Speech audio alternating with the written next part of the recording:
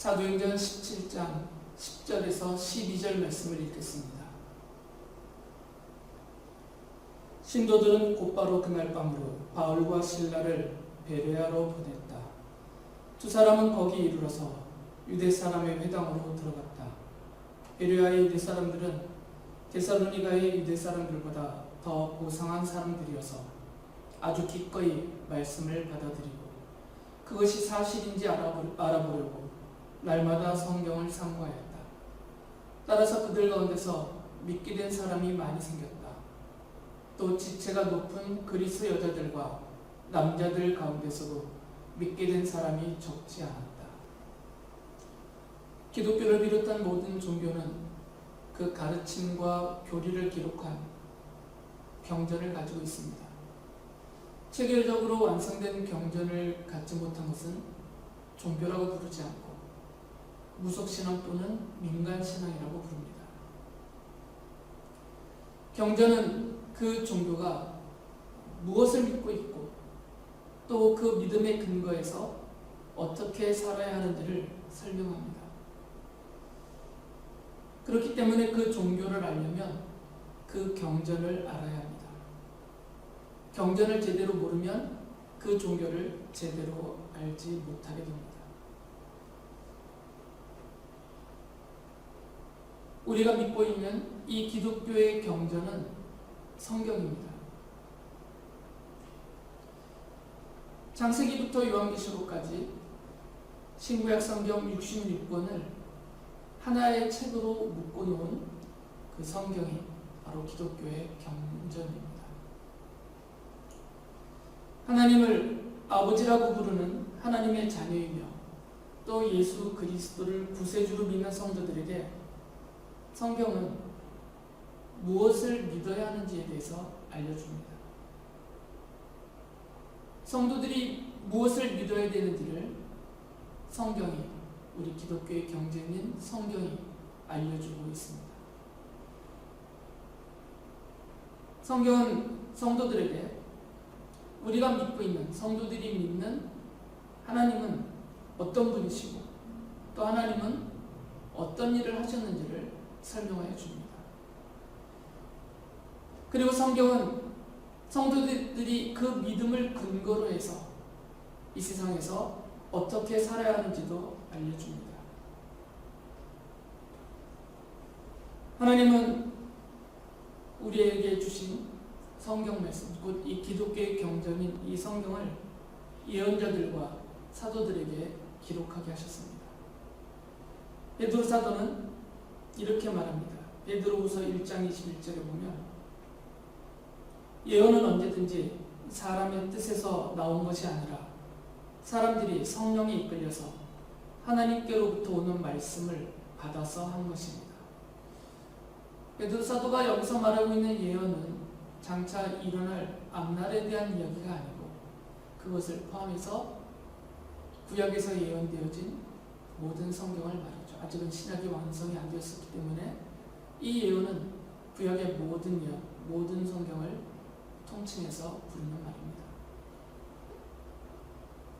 성경 기록자들은 성령 하나님이 그들을 사로잡아서 그들이 성경을 기록할 때 하나님께로부터 받은 것을 오류 없이, 왜곡이나 또 잘못되거나 부족함이 없이 완전하게 그대로 전달할 수 있도록 그렇게 기록하게 해주셨다는 말씀입니다.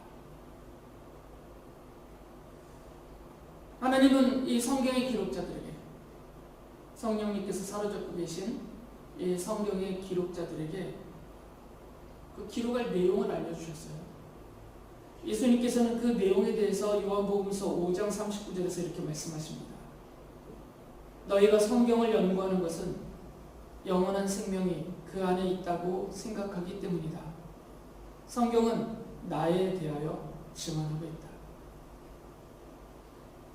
성령 하나님께서 성경 기록자들, 예언자들과 사도들을 비롯한 성경 기록자들이 하나님께로부터 받은 그 말씀을 기록하게 하셨는데 그 받은 말씀의 내용이 무엇이냐면 예수 그리스도에 대한 이야기다라는 것이에요. 창세기에서부터 요한계시록까지는 모든 성경이 단 한 권도 또 한 부분도 빼먹지 않고 모든 성경의 모든 글들이 다 예수 그리스도에 대해서 말하고 있습니다. 장차 오실 예수 그리스도는 어떤 분이시고 그분이 하실 일은 무엇이고 또 그분이 어떠한 죽음을 맞게 될 것까지 구약의 모든 성경은 다 이야기하고 있습니다. 그리고 신약 성경을 기록한 기록자들은 구약의 예언대로 오신 그 예수 그리스도께서 무슨 말씀을 하셨고 어떤 일을 하셨고 그분이 하신 약속은 무엇이고 그분이 이 땅에서 어떻게 사셨고 어떤 죽임을 당하시고 또 부활과 승천 이후에 장차 어떻게 하겠다 하셨는지 그 모든 하신 일과 약속과 말씀들을 다 기록해 놓았습니다. 정리를 하면 네 가지를 말씀을 드릴 수 있습니다. 모든 종교는 경전을 가지고 있다. 기독교의 경전은 성경이다.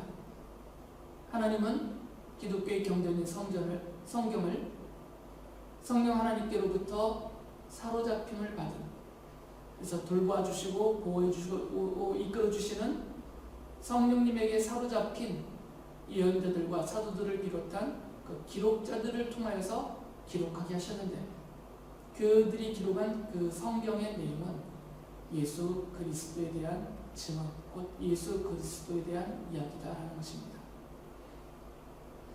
바로 이 성경 위에 하나님은 교회를 세우셨습니다. 모든 종교가 그들의 경전 위에 세워진 것처럼 교회도, 우리 기독교도 우리의 경전인 성경 위에 세워져 있습니다. 교회가 성경을 만들어낸 것이 아니고 성경이 교회를 세운 것이죠. 그렇기 때문에 교회는 성경 위에 그 권위를 둘 수 없습니다. 오히려 교회는 성경 아래에 있습니다. 기독교의 최고의 권위는 성경입니다. 성경이 말하는 대로, 성경이 가르쳐주는 대로 우리는 그렇게 믿고 그렇게 살아가기 때문입니다. 사도행전은 사도들을 비롯한 복음의 증인들이 힘써서 복음을 전하면서 또한 자신들이 전한 그 복음을 듣는 사람들에게, 믿고 따르는 사람들에게 하나님의 말씀과 성경을 가르쳤다라고 말합니다. 사도행전을 보면 사도들은 날마다 쉬지 않고 복음을 전파하면서 또 그 복음을 포함하고 있는 하나님의 말씀인 성경을 사람들에게 가르쳤습니다. 날마다 가르쳤다라고 말해요. 바나바와 바울은 선교 여행을 떠나지 않았을 때는 늘 안디옥 교회에 머물면서 그곳에 있는 사람들에게 하나님의 말씀을 가르쳤습니다. 사도 바울은 복음을 전하면서 특히 오늘 읽어드린 사도행전 17장에 보면 베레아에 있는 유대인의 회당에 가서 성경을 가지고 그곳에 모여있는 유대인들과 토론을 하면서 하나님의 말씀을 가르쳤습니다. 그리고 그는 고린도에서도 1년 6개월 동안 머물면서 그곳에 있는 그리고 교회로 보이는 사람들에게 하나님의 말씀을 줄곧 가르쳤습니다. 사도행전의 기록자인 누가는 사도행전을 끝내는 그 마지막 부분에서조차도 사도 바울이 하나님의 말씀을 전하고 가르치는 그 모습으로 마지막 끝맺음을 합니다. 사도행전 28장 31절 마지막에 이렇게 말하죠. 그는 아무런 방해도 받지 않고 아주 담대하게 하나님 나라를 전하고 주 예수 그리스도에 관한 일들을 가르쳤다. 이처럼 복음의 증인들은 예수 그리스도의 십자가 복음을 전하고 또 그 복음을 듣고 믿고 따르는 그리고 궁금하게 생각하는 사람들을 향하여서 하나님의 말씀인 성경을 가르치고 전하였습니다. 그리고 그 일에 전력을 다하고 전념을 다하였어요. 성도들은 이 복음의 증인들이 전하고 가르치는 복음과 하나님의 말씀, 곧 성경을 힘써 듣고 배웠습니다. 예루살렘 교회 성도들은 사도들의 가르침에 몰두하였다라고 사도행전은 기록합니다. 집중해서 그것을 더 알고 싶어해서 그것을 배우려고 몰두했다라는 것이죠. 그리고 그리스 지역에 있는 이 베레아라는 도시에 살고 있는 그 유대 사람들은 바울이 전하고 있는 복음과 또 바울이 가르치고 있는 이 하나님의 말씀을 더 알아보려고 바울과 만나서 대화했을 뿐만 아니라 스스로도 달마다 그들은 개인적으로 또는 함께 모여서 성경을 읽으면서 연구하였어요. 바울이 가르치고 있는 그 성경이, 그가 전하고 있는 하나님의 말씀이 과연 그러한가, 또 그가 말하고자 하는 것은 무엇인가를 성경을 읽고 연구하면서 힘써 찾아보았다는 것이죠. 사도행전 17장 11절이 그것을 이렇게 기록해 놓았습니다. 베레아의 유대 사람들은 데살로니가의 유대 사람들보다 더 고상한 사람들이어서 아주 기꺼이 말씀을 받아들이고 그것이 사실인지 알아보려고 날마다 성경을 상고하였다. 12절에서는 그 결과에 대해서 말을 하고 있는데, 이들이 이렇게 성경을 날마다 읽고 연구하고 또 확인하고 이렇게 상고를 하다 보니까 그들 가운데서 믿게 된 사람들이 많았고 또 지도층들까지도 믿게 되었다라고 말을 합니다. 베드로 사도는 성경을 이렇게 비유하면서 이렇게 말했어요. 성경이란 무엇인가? 우리가 성경을 어떻게 대해야 되는가를 비유적으로 이렇게 말을 하죠. 베드로후서 1장 19절을 보면 또 우리에게는 더욱 확실한 예언의 말씀이 있습니다. 여러분의 마음속에서 날이 새고 샛별이 떠오를 때까지 여러분은 어둠 속에서 비치는 등불을 대하듯이 이 예언의 말씀에 주의를 기울이는 것이 좋습니다. 성경을 대하는 성도들의 태도가, 자세가 어떠해야 되는지를 알려주셨습니다. 등불을 대하듯이 성경을 그렇게 대하라는 것입니다. 지금은 전기로 사는 세상이기 때문에 이 등불의 가치에 대해서 대단하게 여김이 없지만 성경 시대에는 등불의 가치는 대단하죠. 그 당시에는 어둠을 밝히는 수단이 등불밖에 없었기 때문이에요. 기름을 태우거나 나무를 태우거나 무엇인가를 태워서 거기서 발생된 그 불빛으로 모든 것을 살펴보기 때문이에요. 어둠이 짙게 내려 있으면 아무것도 안 보입니다. 빛이 없기 때문에요. 그런데 그때 등불이 하나 있으면 그 등불을 통해서 발을 디딜 곳을 살필 수가 있어서 잘못되게 구덩이에 빠지거나 넘어지지 않을 수 있고, 또 등불을 밝혀 높이 들면 방향을 찾을 수 있어서 어디로 가야 될지를 알 수도 있고, 또 사물을 어렴풋하게라도 분별할 수가 있게 됩니다. 등불은 그래서 중요한 것이죠. 한밤중에는 등불을 소중히 다룹니다. 그 등불이 꺼지는 순간 모든 것이 암호로 변하기 때문이에요. 베드로 사도는 성경을 한밤중에, 그 짙은 어둠 속에 있는 그 한밤중에 길과 사물과 앞길을 밝혀주고 있는 등불을 다루듯이 대하라 그 말이에요. 얼마나 소중히 다루겠습니까? 바람에 꺼질라, 혹시나 옆으로 기울어져서 불타진 않을까, 또는 가다 넘어지면서 등불을 떨어뜨려서 꺼져버리진 않을까, 아주 조심조심 다루면서 그 등불에서 나오는 밝게 비춰주는 빛을 통하여서 모든 것을 분별하겠고 그렇게 나갑니다. 그렇게 여기라는 거죠. 성경은 그것과 같다는 것입니다.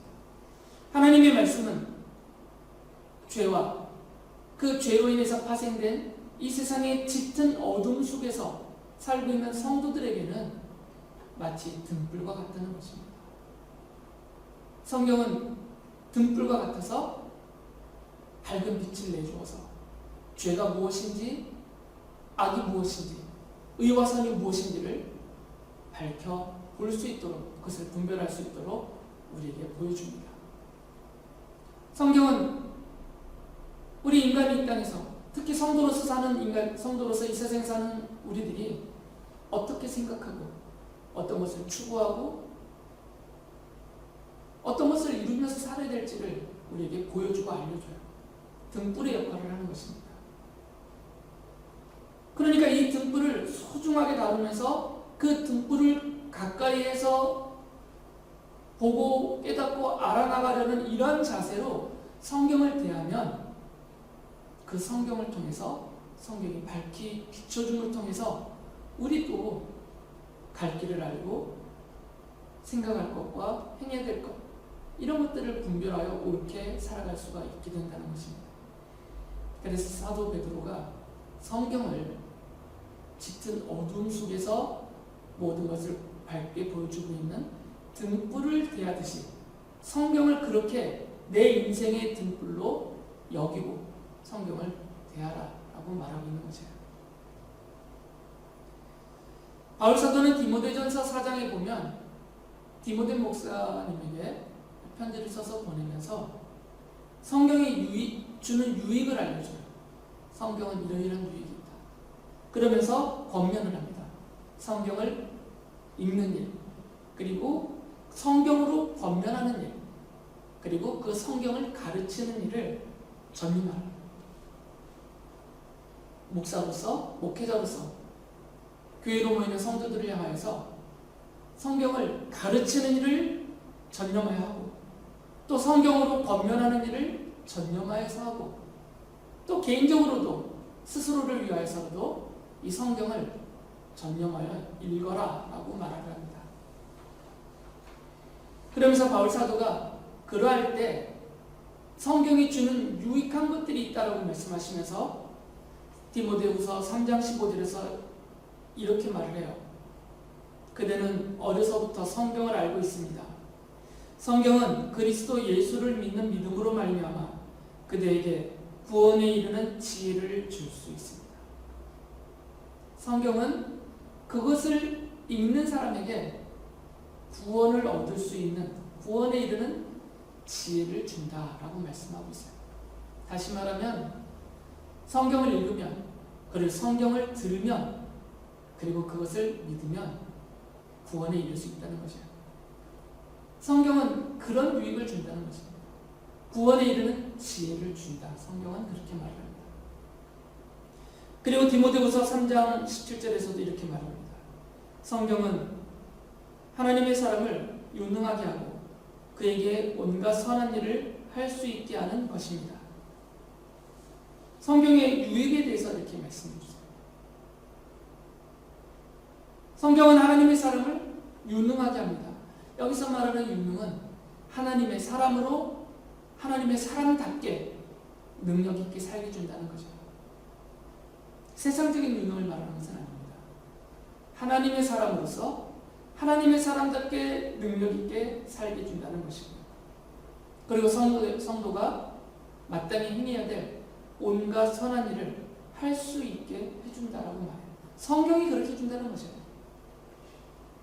성경을 읽으면, 성경을 듣고 배워서 깨달으면 이 성경은 성도들로 하여금 하나님의 사람답게 살도록 유능하게 능력 있게 만들어주고, 또 하나님의 사람으로서 마땅히 알고 깨닫고 해야 될 온갖 선한 일을 힘써 행하며 살게 해준다는 거죠. 성경이 그렇게 해준다는 것입니다. 물론 우리 기독교의 종교적인 여러 행위들이 있습니다. 의식들이 있고, 그런 것들을 통해서도 우리는 하나님의 자녀로서 하나님답게 얼마든지 살아가는 유익을 얻을 수 있습니다. 그러나 상대적으로 성경이 주는 유익인 만큼은 안 됩니다. 성경은 하나님이 어떤 분인지를 알려주기 때문에, 하나님이 어떤 일을 하셨는지를 알려주기 때문에, 그리고 하나님께서 성도인 우리들에게 무엇을 원하시는지 그 하나님의 뜻을 알려주기 때문에 성경을 배우면, 성경을 읽으면, 성경을 깨달으면 성도가 하나님의 사람이 된다는 거죠. 그리고 하나님의 사람답게 살아갈 수 있게 된다는 것입니다. 마치 이것과 같죠. 영양분을 잘 공급받고 잘 흡수한 어린아이나 또는 식물들이 그 양만큼 건강하게 곧게 잘 자라는 것과 같다는 거죠. 성도의 겉모습이 성도의 신앙 자체를 말해주지 않습니다. 겉모습이 어떠냐, 또 그가 얼만큼의 신앙 경력을 갖고 있느냐, 그거하고는 상관없다는 거죠. 그 성도가 정말 하나님의 사람답냐, 그가 성도답게 살고 있느냐, 그가 하나님의 자녀로서 성도로서 유능한 그런 능력 있는 삶을 살고 있느냐라는 것은 그것으로 평가할 수가 없어요. 그것에 대한 평가는 그 사람이 얼마나 성경을 믿고 있느냐예요. 얼마나 성경을 읽고 있느냐, 얼마나 성경을 즐겁게 듣고 있고 그 성경을 믿고 성경을 따라 살고 있느냐, 여기에 달려있는 거죠. 그래서 성경과 거리가 좀 멀면 하나님의 자녀로서 유능하지 못하다는 거죠. 유능할 수가 없습니다. 하나님의 자녀답게 살기가 매우 힘듭니다. 물론 받은 구원이 취소되지 않기 때문에 구원에는 문제가 없겠죠. 하나님 나라에 들어가는 것에는 크게 문제가 없습니다. 예수님을 믿는 모든 성도들은 그 믿음으로 갑니다. 죄 없으리라. 그러나 그 나라에 들어가기 전까지 이 땅에 하나님의 자녀로 살아가는 동안에는 그 사람이 과연 하나님의 사람다우냐, 그가 성도다우냐, 이것에 대한 판정은, 그 기준은 성경이다. 얼만큼 봉사하고 얼만큼 하나님의 일을 하고 얼마나 오랫동안 교회를 출석했냐가 아니고 그 사람이 얼마나 성경을 좋아하느냐, 얼마나 성경을 읽고 있느냐, 얼마나 그 성경을 연구하고 배우고 이 성도들처럼 몰두하고 전념하고 있느냐, 그만큼으로 나타난다는 거죠.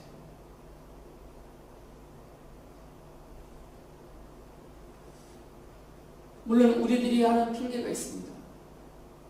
성경이 수면제와 같아서 읽으면 너무 졸리고 읽어도 모르겠고 너무 어렵다, 읽기도 어렵고 이해하기도 어렵다, 늘 우리는 그렇게 변명처럼 그렇게 핑계를 댑니다.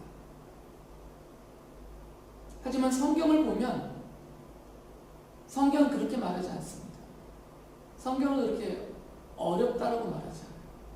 왜 그러냐면 그 성경에 기록된 내용이 하찮다가 아니라 그 성경에 기록되어져 있는 내용이 너무나 소중하고 너무나 고귀하고 참된 진리와 생명의 도리이기 때문에 이것은 사람의 지혜로는 잘 깨달아지지 않기 때문이에요. 이 성경의 내용들은 성령님께서 깨닫게 해주십니다. 그것을 사모하여서 읽고 힘써 읽고 그것을 알아보려고 마음을 쏟는 그런 사람들에게 성령 하나님은 깨우쳐 알게 해주십니다. 예수님은 제자들이 성경을 이렇게 깨닫게 하시려고 그들의 마음을 열어주셔서요. 누가복음 24장에 그 사실이 기록되어 있습니다. 그전에는 제자들이 성경을 자기네가 읽으면서도 깨닫지를 못해서 이게 무슨 말인가, 읽으면서도 충분하게 이해가 안 됐던 거죠. 그런데 그들을 만나신 예수님께서는 그들에게 그 성경의 내용을 설명해 주시는데 그들의 마음을 열어주셔서, 누가복음서에 보면 그들의 마음이 뜨거워졌다고까지도 말하는데 그들의 마음을 열어주셔서 예수께서 설명해 주시는 말씀을 깨달을 수 있게 해주셨어요. 그리고 예수님이 요한복음서 14장 26절에서 이렇게 약속하셨습니다. 그러나 보혜사 곧 아버지께서 내 이름으로 보내실 성령께서 너희에게 모든 것을 가르쳐 주실 것이며 또 내가 너에게 말한 모든 것을 생각나게 하실 것이다. 성령 하나님이 가르쳐 주시고 생각나게 해주시고 깨달아 알게 해주신다라는 약속의 말씀이에요. 읽기만 하면 성경을 즐거워하고 성경을 좋아하고 이 성경이 우리 기독교의 경전이며 우리 교회의 근거이며 내 믿음의 뿌리인, 그래서 내가 구원에 이르게 해주는, 또한 하나님의 자녀로 능력 있게 살게 해주는 바로 그것이라고 믿고 그것을 얻기 위해서 전념하고 몰두하는 그런 사람에게는 성령 하나님께서 그 성경을 읽을 때, 들을 때, 연구할 때 깨닫게 해주시고 알게 해주시고 생각나게 해주신다라는 약속의 말씀입니다. 사도 바울은 에베소서 3장 4절에서 이렇게 말을 합니다. 여러분이 그것을 읽어보면 내가 그리스도의 비밀을 어떻게 이해하고 있는지를 알게 될 것입니다. 바울이 써서 보낸 편지들이 있습니다. 그리고 바울이 또한 가르쳐 준 내용들이 있습니다. 성도들이 그것을 읽어보면 알게 된다는 것이에요. 사도 바울이 깨닫고 있는 게 무엇인가? 그리고 바울이 나에게, 우리에게 알려주려고 하고 가르쳐주려고 하고 있는 것이 무엇인지를 알게 될 것이라는 거죠. 읽어도 모른다는 게 아닙니다. 당신들은 수준이 얕아서 나만큼 배우지 않고서는 알지 못할 겁니다가 아니라 읽으면, 읽기만 하면 성령 하나님께서 도와주시니까 알게 될 것입니다. 깨닫게 될 것입니다. 이해하게 될 것입니다. 라고 말을 해요.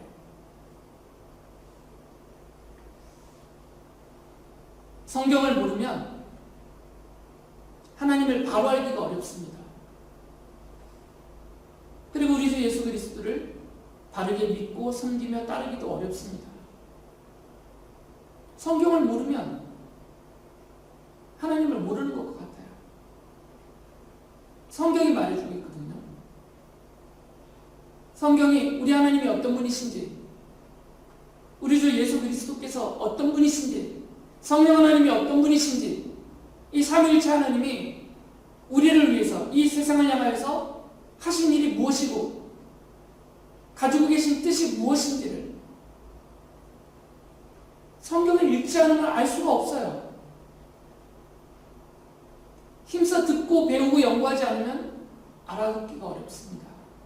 알 수가 없어요. 예수님께서는 요한복음서 17장 3절에서 이렇게까지도 말씀하셨습니다. 영생은 오직 한 분이신 참 하나님을 알고 또 아버지께서 보내신 예수 그리스도를 아는 것입니다. 아는 것이라고 말씀하셨습니다. 알아야 된다는 것이죠. 하나님을 알고 예수님을 알아야만 영생을 얻을 수 있다는 거죠. 예수님의 십자가가 무슨 의미인지를 알아야 되지 않겠습니까? 예수님이 왜 십자가에서 죽으셨는지를 알아야지. 그분이 나를 대신해서 죽으셨다고 하시는 말씀이 도대체 무슨 뜻인지를 알아야만 그것을 믿고 그 믿음으로 우리의 죄를 용서받고 하나님의 자녀라는 고귀한 신분을 얻을 수 있기 때문에요. 십자가를 바라보면서도 알지 못하면 자신하고 아무 상관없는 것이 되어버리는 거죠.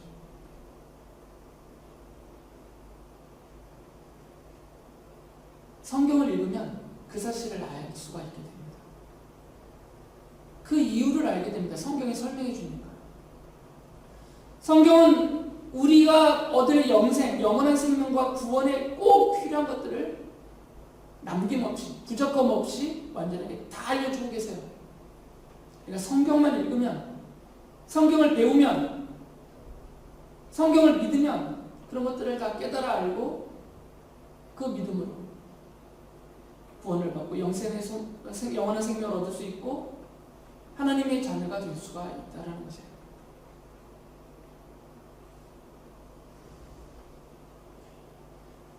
스스로 성경을 읽어야 됩니다. 듣는 것만 갖고는 충분치가 않습니다. 물론 현대인의 삶이 너무 분주하기 때문에, 너무 바쁘기 때문에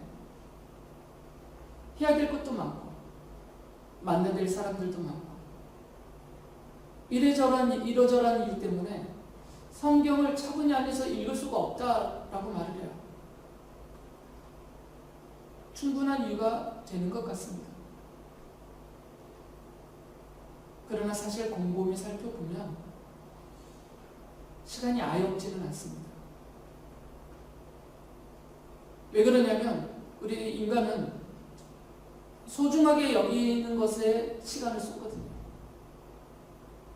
중요하다고 여기는 것에 시간을 쏟습니다. 아무리 시간이 없다 해도 또 이렇게 저렇게 시간을 만들어서 그 소중하게 생각하는 것, 중요하게 생각하는 것, 꼭 필요하다 여기시는 것에 대해서는 아낌없이 그 시간을 쏟습니다. 그리고 관건은 가치관에 있는 것이 아니에요. 성경을 얼마나 소중하게 여기느냐에 달려있는 것입니다. 이 성경이 내 인생의 다른 어떤 것보다도 더 중요하고 소중한 것이라고 여겨진다면 다른 것을 시간을 보내지 않고요. 그 시간들을 아껴서 성경에다 쏟겠죠. 이 성경이 내가 구원에 이를 수 있는 지혜를 주는 하나님의 말씀이다라고 여겨지면 여기다가 시간을 쏟지 않겠어요? 내가 성도답게 하나님의 자녀로서 능력 있게 살게 해주는 것이 성경이다라고 생각한다면 당연히 성경에 시간을 쏟겠죠. 이 성경이 나로 하여금 선악을 분별하게 하고 하나님의 자녀답게 온갖 선한 일을 행하며 살 수 있게 만들어주는 것이다 라고 여기진다면 당연히 성경에 시간을 쏟을 것입니다. 성경을 어떻게 여기냐의 차이예요. 일주일에 한 번 20-30분 듣는 설교로 충분치가 않습니다. 그 짧은 설교를 통해서 또 그나마 그것도 충분하게 다 듣고 이야기도 어렵습니다.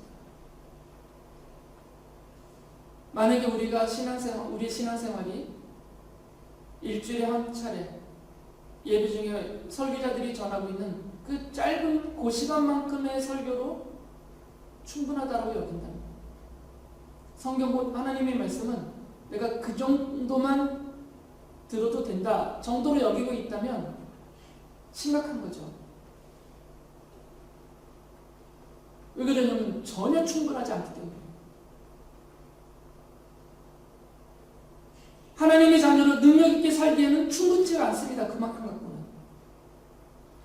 하나님의 자녀로 하나님의 자녀답게 온갖 선한 일을 분별하며 행하기에는 충분하지가 않아요. 그 정도 들어가지고 하나님을 알기도 어렵고 하나님의 뜻을 깨닫기도 어렵고 하나님이 나에게 무엇을 원하시는지 나의 어떤 것에 대해 기대하고 계시는지 전혀 알 수가 없습니다. 그렇기 때문에 스스로 성경을 읽어야 됩니다. 반드시 읽어야 됩니다. 성경을. 안 읽어도 되는 그렇게 가치가 별것 없는 그런 것이 아니에요. 성경은 다른 모든 것들을 포기하더라도 반드시 시간을 내서 읽어야만 하는 최고의 것입니다. 가장 소중한 것입니다. 우리의 생명이 좌우되는 문제이고 하나님의 자녀의 정체가 흔들리는 문제이기 때문에 성경은 힘써서 읽어야 됩니다. 스스로 읽어야 돼요. 스스로. 가능하다면 규칙적으로 매일 읽어야 됩니다. 일정한 시간을 정해놓고 읽든지 일정한 양을 정해놓고 읽든지 틈나고 나는 짬이 나든 어떤 시간이든 그 모든 것을 성경 읽기에 투자할 수 있어야 돼요. 그런 마음의 자세를 가져도 잘 안 됩니다. 그런데 그런 마음의 자세마저도 없다면 더더욱이 안 되겠죠.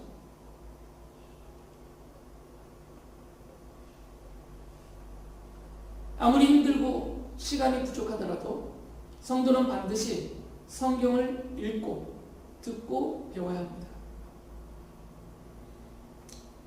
그리고 이런 핑계는 안 됩니다. 성경 참 어렵다. 읽기 힘들다. 이해하기 어렵다. 그건 변명입니다. 주님이 약속하셨어요. 읽어라. 그러면 깨닫게 해주겠다. 이해할 수 있게 해주겠다. 알아듣게 해주겠다. 실제로 성령님은 이런 간절한 마음으로, 이런 사모하는 마음으로 성경을 읽는 성도들과 함께 하십니다. 그리고 깨닫게 해주십니다. 성경 박사들만큼의 깨달음은 아니라 하더라도 그 성경이 무엇을 말하고 있는지를 충분히 깨닫게 도와주십니다.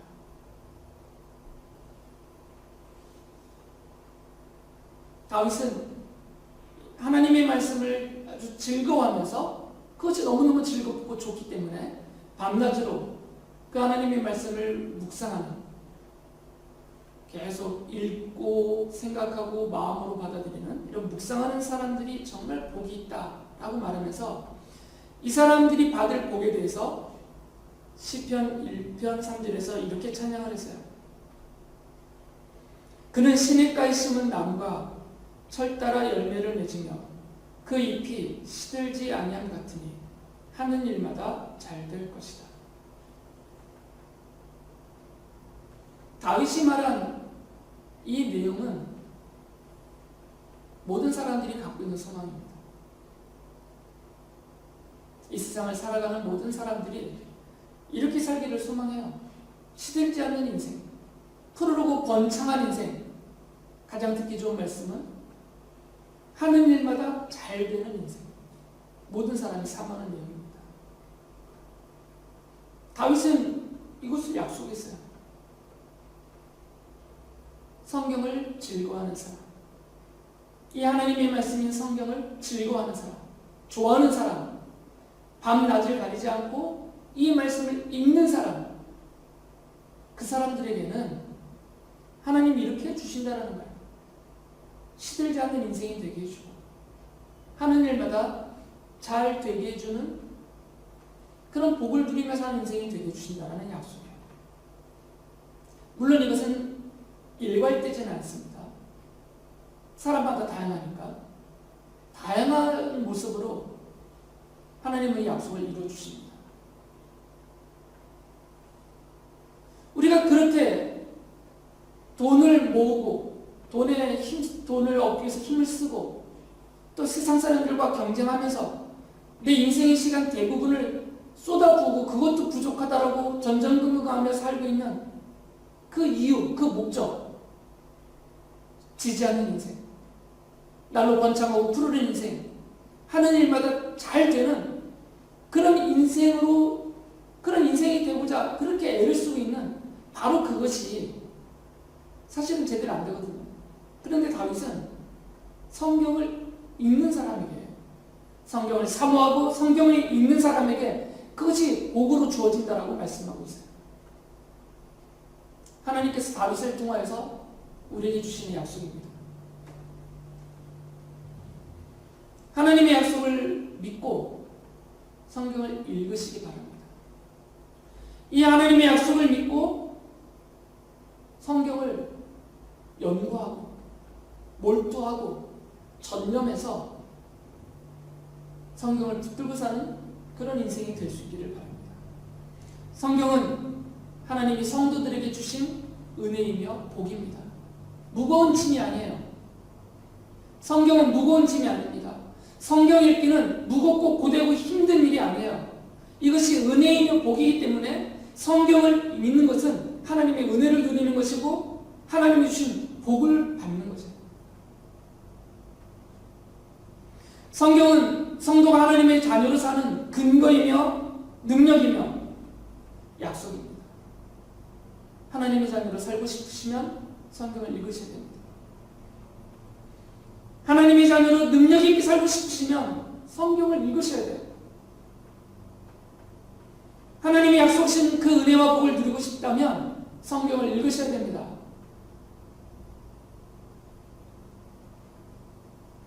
성경을 즐거워하며 성경을 힘써 읽으며 성경을 믿고 따라 사는 하나님의 사람이 되시기를 바랍니다. 그래서 성경이 말하고 있는 우리 하나님을 좀 더 자세히 올바르게 알고 또 하나님의 뜻을 깨닫고 성도로서 내가 어떻게 살아야 될지를 알아서 힘써 하나님의 자녀로 능력 있게 살면서 하나님이 약속하신 이 푸르른 인생, 시들지 않는 인생, 하는 일마다 잘되게 해주시는 이 은혜와 복을 누리며 사시는 성도님들 되시기 바랍니다.